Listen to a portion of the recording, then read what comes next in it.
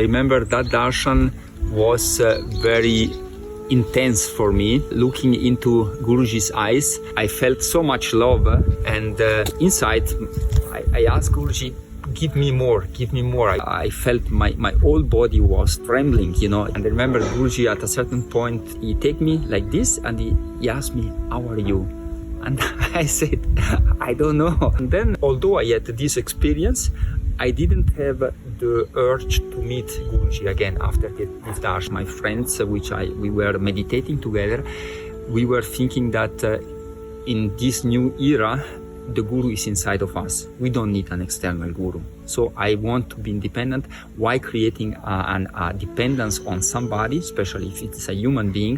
Why is there a necessity to do that? Then 1 year later, a friend invited me to go to a darshan again. And I went to this darshan hoping, of course, to have the same experience. Then what happened is that the darshan was firstly very short. So he looked at me for a few seconds maybe, and it was I felt it very superficial. At the darshan I bought some CDs and some books, and then I went to the house of my friend, and I said to her, look, I give you everything what I bought at this shop, keep it, I don't want to see this Guruji anymore in my life. What happened is that I had at that time a company, and 1 year later, an accident happened in that company. I was selling food. Food safety authorities of the country found some toxins in my products, and we had to take all the products from the shelves, from the stores. And this was a big drama for me. It was first time that I experienced that actually I have nothing under control in my life. So far, I was very successful. I was growing like crazy in my business. I had the feeling that I have everything under my control. And I remember I went at New Year's Eve, I went to the forest and prayed to God. I prayed, please God, if you want to take everything from me, please take it. I'm not attached anymore to these things. Some months later, I was on the mountains with a friend, and this friend told me, look and search for a guru, for a master, because otherwise you will not progress in life. The message was clear for me that yes, I saw the necessity of having a guru, but the very next day I forgot completely about this. I had a meeting with a woman and we started a relationship, so the story of the guru was completely forgotten. Until 6 months later, a second person comes to me with exactly the same message. The message was, Kailash, I give you an advice, look for a guru.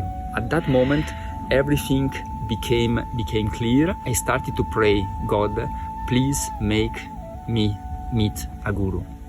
Although I knew Guruji already since 2-3 years, but I was not even thinking about him, that he could be the guru. 3 months later, I came first time to the ashram in Nilaya, Germany, and there I did Seva for 2 weeks. From the physical point of view, it was a very challenging Seva.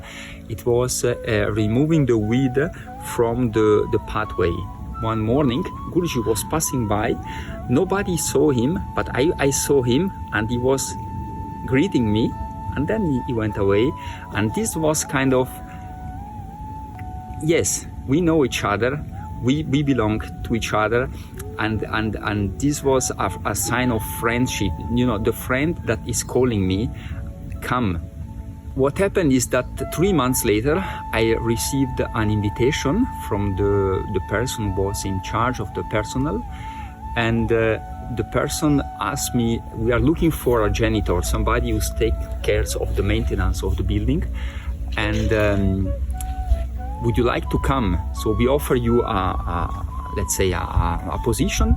And then I said, wow, yes, I come immediately, but there is something that we have to solve first, meaning I had a company still, and this company we have to sell it somehow. Well, what happened is that the very next day I called somebody who was interested to buy this company some months before, and then I asked the person, are you still interested to buy the company? And the person said yes.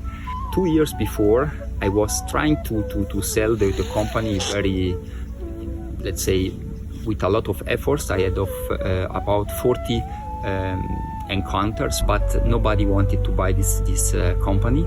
I have to make a long tour until I came back to Guruji.